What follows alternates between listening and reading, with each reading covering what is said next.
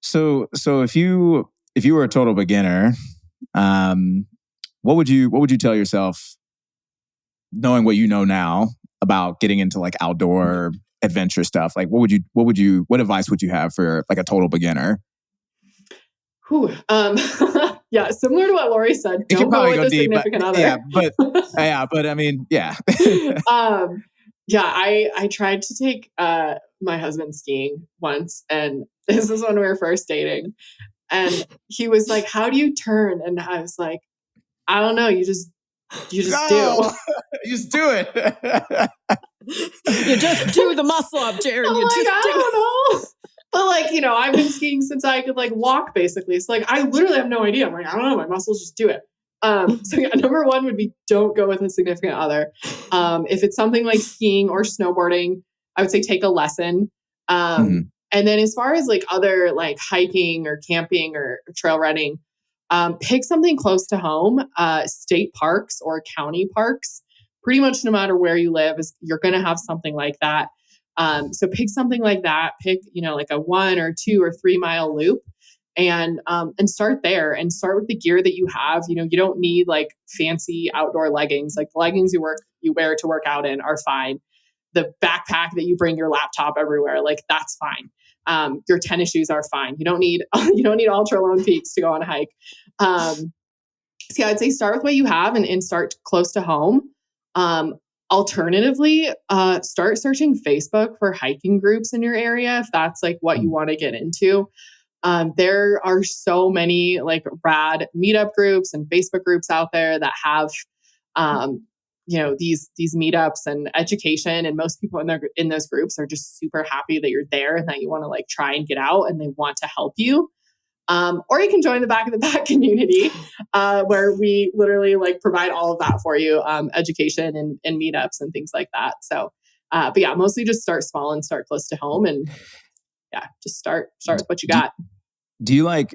What's your opinion on? Do you like All Trails, like the app? I was going to ask that. Yeah. All Trails is definitely my favorite app for sure. There's like a pro version that lets you see more and save more or whatever. And it's not very much money, I don't think. But I'll make like lists of trails that I want to try out. I was literally on my computer doing that last night, making a whole list of trails in Colorado that I want to check out. But All Trails is really cool because you can filter by length. So you could say, I want to find something that's like under 4 miles, something I can do in like an hour.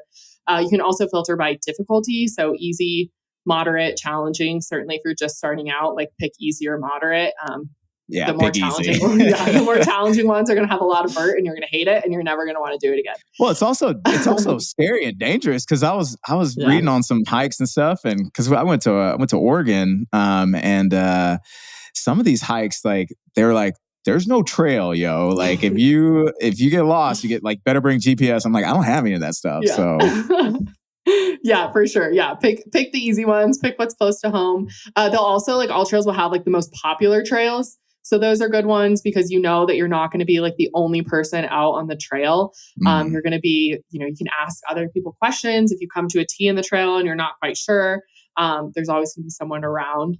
And you can also use that app to download the map. So it'll show like the map, even if you don't have service, and the little blue dot of where you are. And so you can see where you're at. And with that, like if you're ever in a situation where you're like, this is too steep, this is too hard, I didn't bring enough snacks, just turn around and go back to the car. Like, I think that's another thing people think like, oh, this is an 8-mile hike, I have to do the whole thing. And it's like, well, no one's going to know if you just turned around at 3 miles, like, because you didn't pack enough snacks. Like, no one's going to judge you for that. Like, I mean, but that's for real though. Cause like I've been on a hike before and like, I've like, well, I'm like tired and I need water, but I'm going to finish this damn hike. Like, no, you can just turn off. You can just turn around. 100%. Yeah. Like I got to see the end of it. Like just turn around, dude. Yeah.